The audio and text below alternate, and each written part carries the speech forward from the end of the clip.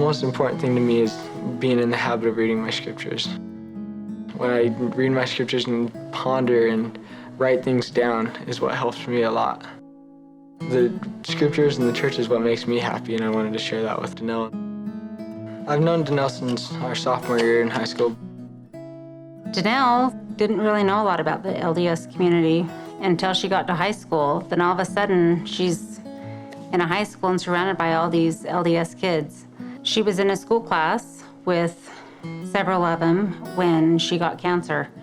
Found out she had cancer, and then me and my good friend Andrew, we went to visit her one time in the hospital. Tim, he's been the type of person that if someone especially one of his friends, if they're going through a hard time or they look sad or in trouble, that he likes to be the one that kind of, makes them happier. These kids knew her and were concerned about her. And it especially meant the world that they just didn't do that one act, that they just kept coming. It was very consistent and truly became her best friends. Heavenly Father puts us in places where we need to be. And for her to be in the hospital with cancer, going through that rough time in her life, I just felt like she was prepared to hear the gospel. And he had asked me if I had a Book of Mormon, and I did. He asked me if I ever read it, and I had told him no. I asked him why, and he said because the Book of Mormon is really important to him, and the scriptures in it make him really happy. When she got out of the hospital, she wanted to go to church with us, so we set that up when she got out. I went over to her house and we read scriptures together, and I think we read Moroni's Promise, and I had her read it, and she seemed really interested and said that she would pray about it. And I guess he just knew that was the way to make me happy and to help me out. And I prayed and fasted for Danelle, that she would open her heart to the Spirit.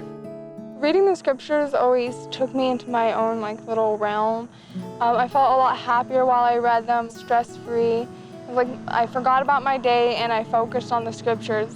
And I always liked what I read because there was always something in there that I read that could compare to what happened that day, or what happened to my friend or something like that, could help ease my mind a bit more, or could help me help somebody else. My baptism, Tim actually baptized me. It was kind of funny because he didn't tell me I was the only person he's ever baptized before, so he was nervous. See, it was basketball season when I baptized her, and I had to leave my practice early to get there. And so I talked to my coach about it, and he was like, "You're joking me, right? You're a 17-year-old kid. There's no way you're baptizing." I was like, "Yeah, I'm an ordained priest. We have the priesthood, and that's the authority that comes with it." I felt really good when I was done, really clean, really new. Ever since then, I've tried super hard. I read my scriptures, I pray, I follow the standards.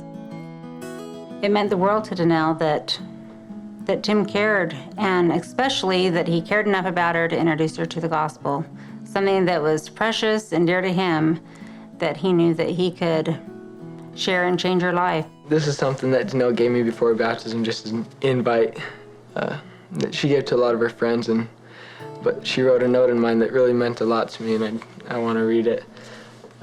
She says, "Tim, thank you for being a wonderful friend and bringing the gospel into my life. I know and truly believe that through not only the words of the scriptures, but the comfort and serenity I get when I read them, that the gospel of Jesus Christ has been restored through the prophet Joseph Smith." When I got this, it was a complete reassurance that I'd done the right thing, that I'd helped her come to Christ and be happy.